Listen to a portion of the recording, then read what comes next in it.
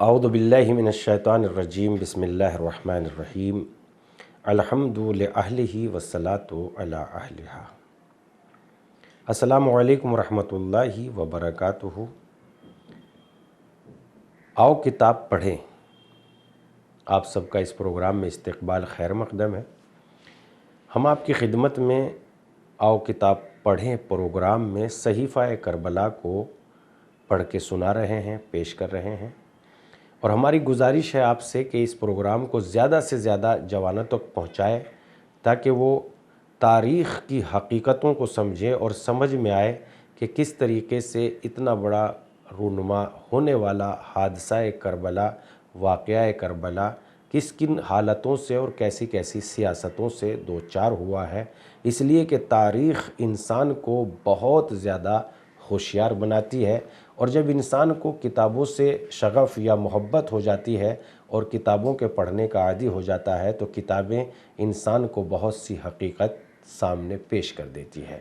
اس لیے ہم کتاب صحیفہ کربلا چونکہ واقعہ کربلا سے متعلق بہترین کتاب ہے اور سب واقعات اس کتاب میں موجود ہیں، ہم آپ کی خدمت میں پیش کر رہے ہیں، آپ ہمارا ساتھ دیجئے۔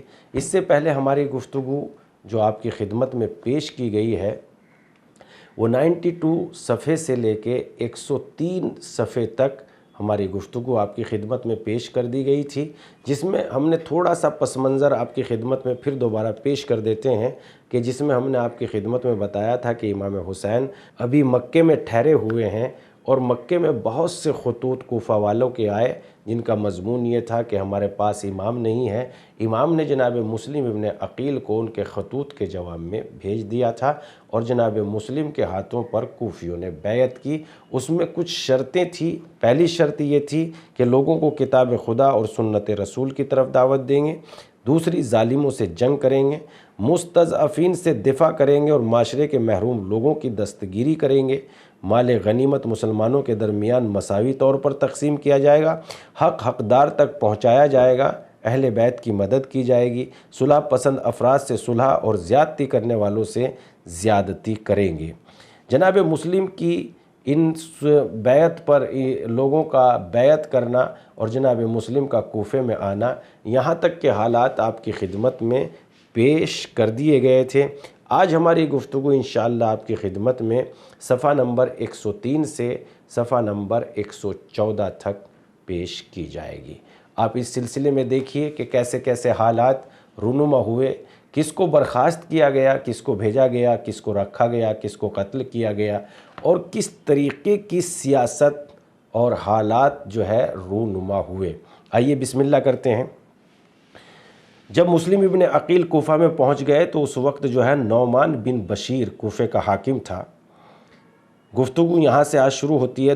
دوسری طرف حاکم کوفہ نعمان بن بشیر کو جب مسلم کی آمد اور ان کے ہاتھ پر لوگوں کی بیعت کرنے کی خبر ملی تو وہ منبر پر گیا اور خدا کی حمد و ثنا کے بعد اہل کوفہ کو مخاطب کر کے کہا، خدا کے بندو، خدا سے ڈرو، تفرقہ اندازی اور فتنہ پروری سے بچو، کیونکہ اس سے لوگوں کا کشت و خون ہوتا ہے اور ان کے اموال برباد اور غارت ہوتے ہیں۔ میں اس سے نہیں لڑوں گا جو مجھ سے جنگ نہیں کرے گا، اور نہ میں تمہیں ایک دوسرے کی جان لینے کی فکر میں مبتلا کروں گا۔ صرف اتہام کی بنا پر کسی کو گرفتار نہیں کروں گا، لیکن اگر مجھ سے دشمنی کرو گے اور اس عہد سے چشم پوشی کرو گے جو تم نے کیا ہے اور یزید کی مخالفت کرو گے تو خدا کی قسم میں اس وقت تک جنگ کروں گا جب تک میرے ہاتھ میں تلوار ہے، چاہے تم میں سے کوئی بھی میری مدد کے لیے نہ اٹھے۔ مجھے یقین ہے کہ تمہارے درمیان میں حق کے پہچاننے والوں کی تعداد باطل پرستوں سے زیادہ ہے، یعنی حق کے پہچاننے والے لوگ زیادہ ہیں۔ نعمان بن بشیر کی تقریر کے بعد بنی امیہ کا حلیف وہ ہم پیمان عبداللہ بن سعید حضرمی اٹھ کھڑا ہوا اور کہنے لگا، جو طریقہ کار آپ نے اختیار کیا ہے یہ آپ کو کہیں کا نہ چھوڑے گا۔ اس فتنے کا علاج صرف اسے کچل دینا ہے۔ نعمان، تمہاری رائے کمزور اور ناتواں لوگوں کے جیسی ہے۔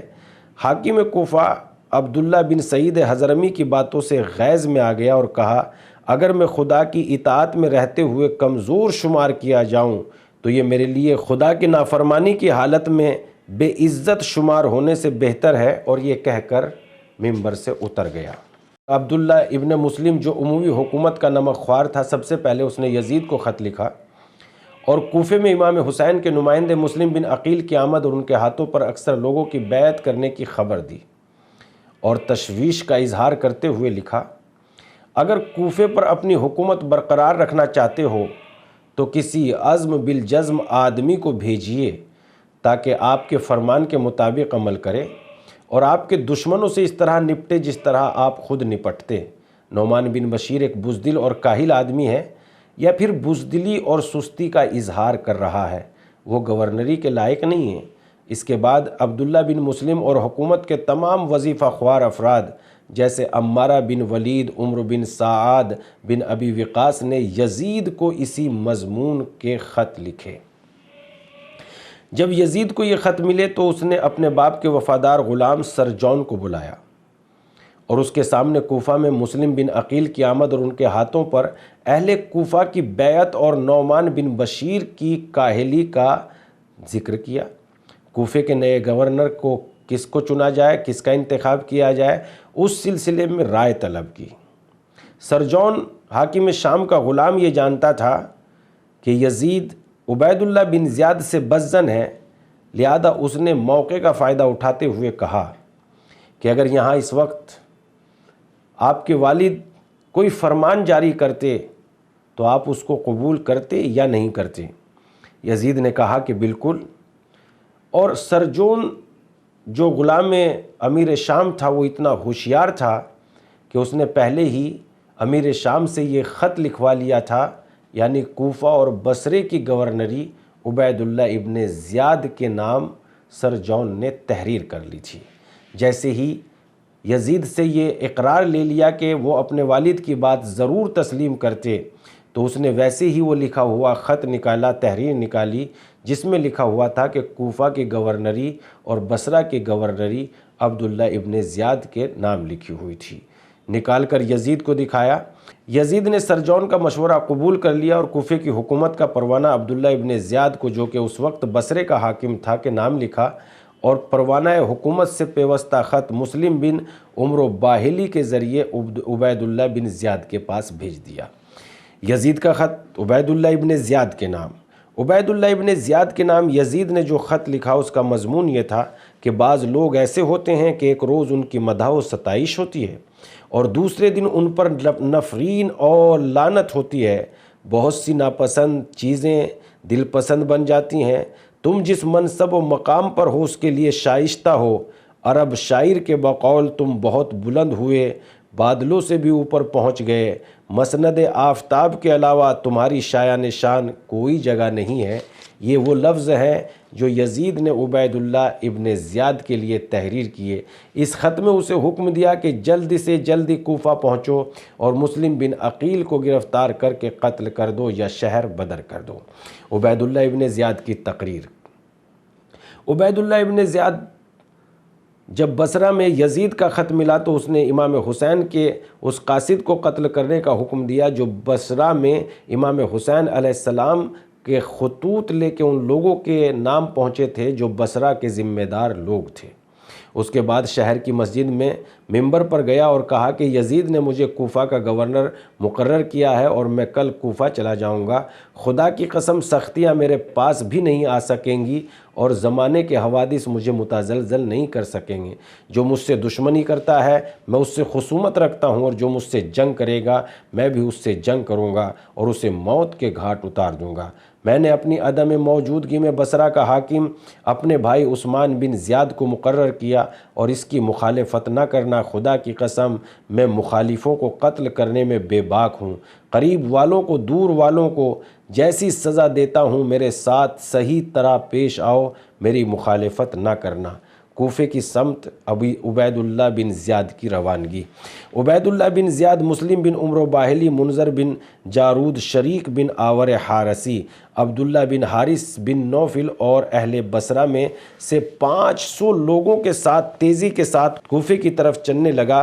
جب اس نے یہ دیکھا کہ شریک بن آور اور عبداللہ بن حارث اس کے ساتھ نہیں چل پا رہے ہیں تو انہیں اثناء راہ میں تنہا چھوڑ کر دوسرے ساتھیوں کے ساتھ کوفہ کی سمت چلا گیا۔ ان دونوں کی دلی خواہش تھی کہ ابن زیاد دیر سے کوفہ جائے، ہو سکتا ہے حالات بدل جائیں، لیکن ابن زیاد کو یہ خوف تھا کہ امام حسین اس سے پہلے کوفہ نہ پہنچ جائے، اس لیے وہ جلد از جلد کوفے میں داخل ہونا چاہتا تھا۔ چنانچہ وہ نہایت تیزی کے ساتھ بصرے سے کوفہ تک کا فاصلہ طے کر رہا تھا، یہاں تک کہ قادسیہ میں اس کا غلام مہران بھی اس سے بچھڑ گیا اور درہم و دینار کے لالچ دینے کے باوجود ابن زیاد اسے اپنے ساتھ نہ لے جا سکا۔ مجبوراً اسے بھی راستے میں تنہا چھوڑ دیا اور لباس بدل کر اپنا سفر جاری رکھا۔ لکھا ہے کہ ابن زیاد نے یمنی لباس پہنا، سر پر کالا عمامہ رکھا تاکہ کوئی پہچان نہ سکے، اور امام حسین کے چاہنے والے اسے امام حسین سمجھے۔ اس بھیس میں وہ سارے چیک پوسٹ پاس کرتا ہوا چلا گیا۔ لوگ یہ سمجھ رہے تھے کہ وہ حسین بن علی ہے اور اسے مرحبا کہہ رہے تھے، اور ابن زیاد آنکھیں ملائے بغیر خاموشی سے چلا جا رہا تھا۔ کوفے میں عبید اللہ بن زیاد کا داخلہ۔ ابن زیاد کوفے کے نزدیک پہنچ کر رات ہونے کے انتظار میں ٹھہر گیا اور پھر نجف سے قریب والے علاقے سے کوفے میں داخل ہوا۔ اسی اثنا میں ایک عورت چلائی، خدا کی قسم یہ فرزند رسول ہیں۔ قریب کے لوگ بھی چلانے لگے اور چاروں طرف جمع ہو کر کہنے لگا، ہم 40,000 سے زیادہ افراد آپ کے ساتھ ہیں۔ لیکن جب یہ سادہ لوگ ہوش میں آئے اور ابن زیاد نے اپنے چہرے سے پردہ اٹھایا، انہیں مخاطب کر کے کہا، میں عبید اللہ بن زیاد ہوں۔ اہل کوفہ جن پر غفلت طاری ہو گئی تھی ایک دوسرے پر گرنے لگے، بہت سے لوگ کچلے گئے اور عبید اللہ ابن زیاد دارالامارہ میں داخل ہو گیا۔ لکھا ہے کہ جب مسلم بن عمر و باہلی نے ابن زیاد کے چاروں طرف کوفہ کے قریب لوگوں کا جم غفیر دیکھا تو چلایا کہ پیچھے ہٹ جاؤ، یہ امیر عبید اللہ ابن زیاد ہے۔ ابن زیاد چلاتا رہا یہاں تک کہ دارالامارہ کے پیچھے پہنچ گیا۔ ابن زیاد کے ساتھیوں نے دارالامارہ میں موجود نعمان بن بشیر اور اس کے ساتھیوں سے کہا کہ دارالامارہ کھولو۔ نعمان بن بشیر نے سوچا کہ یہ امام حسین ہے جو اپنے حامیوں کے ساتھ دارالامارہ میں داخل ہونا چاہتے ہیں، اس لیے ابن زیاد کو مخاطب کر کے ہوئے کہا، میں آپ کو خدا کی قسم دے کر کہتا ہوں کہ دارالامارہ کے قریب نہ آئیے۔ خدا کی قسم جو امانت میرے سپرد کی گئی ہے میں وہ ہرگز آپ کو نہیں دوں گا، لیکن میرا یہ ارادہ نہیں ہے کہ آپ سے جنگ کروں۔ اور وہ یہ سمجھ رہا تھا کہ اس کا مخاطب امام حسین ہے۔ اسی درمیان میں مجمع میں سے ایک آدمی چلایا، ابن مرجانہ عبداللہ ابن زیاد ہے۔ یہ سنتے ہی لوگ ابن زیاد سے دور ہٹ گئے اور متفرق ہو گئے۔ نعمان بن بشیر نے گھبرا کر دروازہ کھول دیا اور ابن زیاد دارالامارہ میں داخل ہو گیا۔ کوفہ میں عبید اللہ بن زیاد کا خطبہ۔ دوسرے دن ابن زیاد نے حکم دیا کہ اہل کوفہ مسجد میں جمع ہو جائیں۔ خطبہ دیتے ہوئے کہا، یزید نے تمہارا شہر میرے سپرد کیا ہے تاکہ بیت المال کی حفاظت، مظلوموں اور محروم طبقے کی حمایت کروں، اور جو لوگ صادر ہونے والے فرامین کی اطاعت کرتے ہیں ان کے ساتھ مہربان باپ جیسا سلوک کروں، اور ان لوگوں پر تلوار چلاؤں جو میرے حکم سے سرکشی کرے گا۔ میرے غضب سے ڈرو، جان لو کہ میں کہنے پر ہی اکتفا نہیں کرتا بلکہ کر کے دکھاتا ہوں۔ دھمکی اور دہشت گری۔ ابن زیاد نے کوفے کی حکومت مسند پر بیٹھتے ہی اہل کوفہ پر خوف طاری کرنے اور روب میں لینے کے لیے کوفہ کے ذمہ دار لوگوں میں سے بعض کو گرفتار اور کچھ کو قتل کرنے کا حکم دیا۔ اس طرح وہ لوگوں کے انقلابی ارادے کو کمزور اور ان کی شورشی منصوبے کو پامال کرنا چاہتا تھا۔ چنانچہ کوفے میں داخل ہونے کے بعد دوسرے دن حکم دیا کہ لوگ شہر کی جامع مسجد میں جمع ہو جائے۔ خود ایسی عجیب و غریب صورت بنا کر منبر پر گیا جس سے عام آدمی ڈر جاتے ہیں، اور دھمکی آمیز خطبہ دیتے ہوئے کہا، میں سمجھتا ہوں کہ اس بحران کو ختم کرنے کے لیے بڑی سختی سے کام لینا پڑے گا۔ دیکھو، میں مجرم کے عوض بے گناہ کو، مجرم کے بدلے میں بے گناہ کو، اور مفرور یعنی بھاگے ہوئے غائب کی جگہ موجود لوگوں کو سزا دوں گا۔ یعنی اگر کسی نے جرم کیا ہے اور وہ جرم کرنے کے بعد بھاگ گیا ہے تو میں اس کے کسی رشتہ دار کو سزا دوں گا، لہذا کوئی بھاگ نہیں سکتا، اور اس کے بعد جو ہے سزا دوں گا، میں تمہیں گھروں میں بٹھا دوں گا۔ اسی اثنا میں اہل کوفہ میں سے اسد بن عبداللہ کھڑے ہوئے اور ابن زیاد کی تقریر کا جواب دیتے ہوئے کہا، اے امیر، خدا تو فرماتا ہے وَلَا تَزِرُ وَازِرَةٌ وِزْرَ أُخْرَىٰ، کوئی دوسرے کا بوجھ نہ اٹھائے گا، ہر شخص کو اپنے کیے کا جواب دینا پڑے گا۔ آپ کا فرض کہنا ہے اور ہمارا فرض سننا، لیکن ہمارے ساتھ برا سلوک نہ کر جبکہ ابھی تو آپ نے ہم سے کوئی بھلائی نہیں دیکھی۔ ابن زیاد اپنا خطبہ روک کر ممبر سے اترا اور دارالامارہ میں چلا گیا۔ مورخین نے لکھا ہے کہ خطبے کے درمیان ابن زیاد نے یہ کہا تھا کہ اس ہاشمی سے کہہ دو کہ میرے غضب سے بچتا رہے، اور اس سے اس کی مراد مسلم ابن عقیل تھی۔ عبید اللہ ابن زیاد حکومت کے جاسوسوں اور ملازموں سے اس کا برتاؤ۔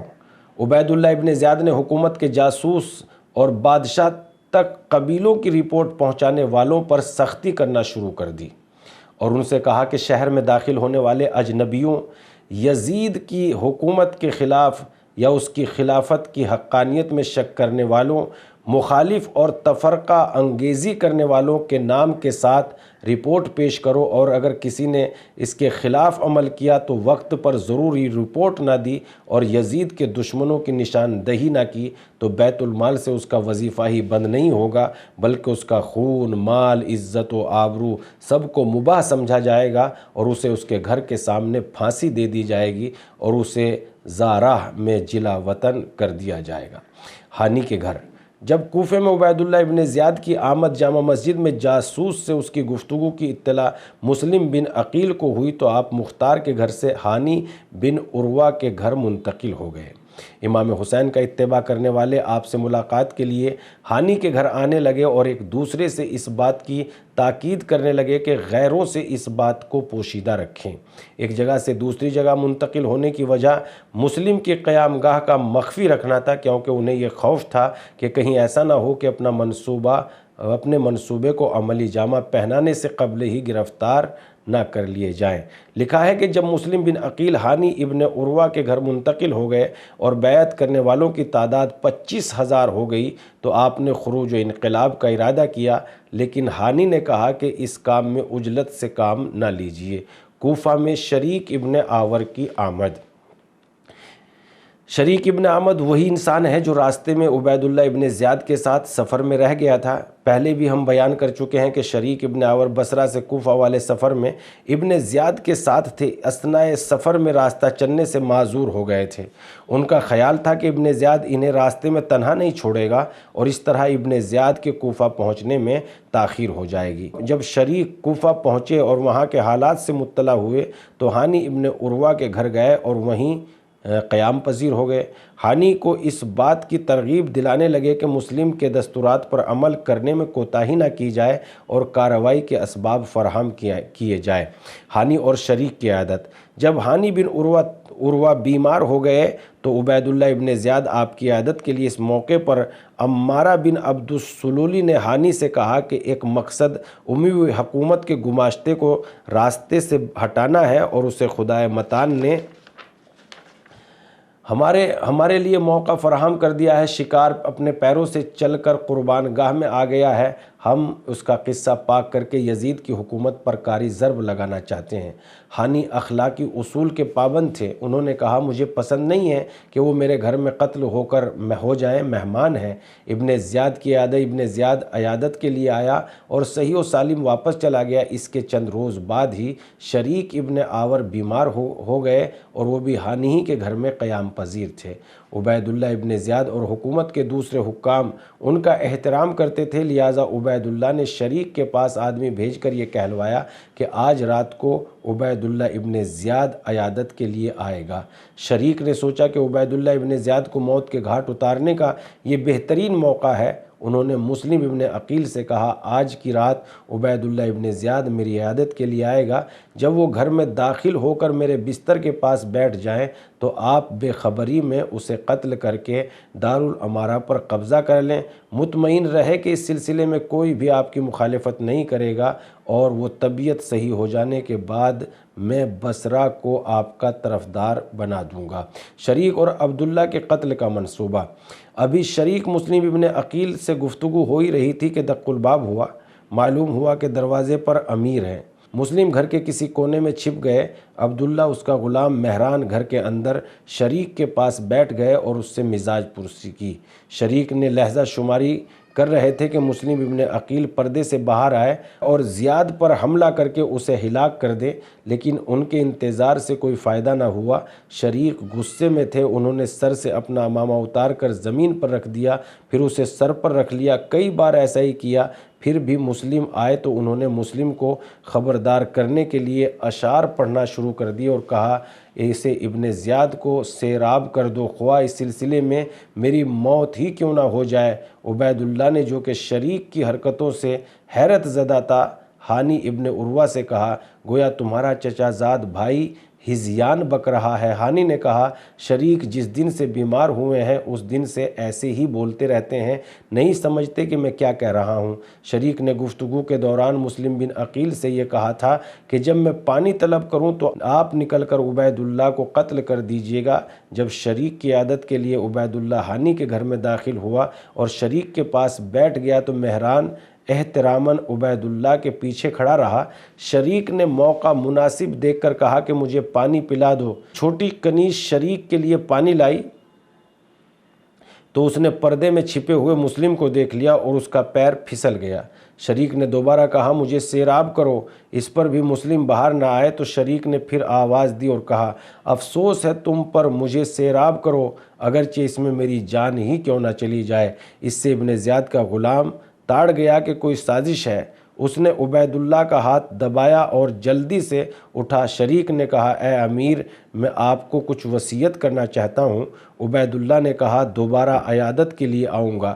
مہران نے گھر سے باہر نکلنے کے بعد عبید اللہ سے کہا کہ آپ کے قتل کا منصوبہ تھا۔ عبید اللہ نے یقین نہ کیا اور کہا کہ وہ میرے بارے میں ایسا نہیں سوچ سکتے، میں ان سے محبت رکھتا ہوں اور میرے والد بھی ان کے والد سے محبت رکھتے تھے۔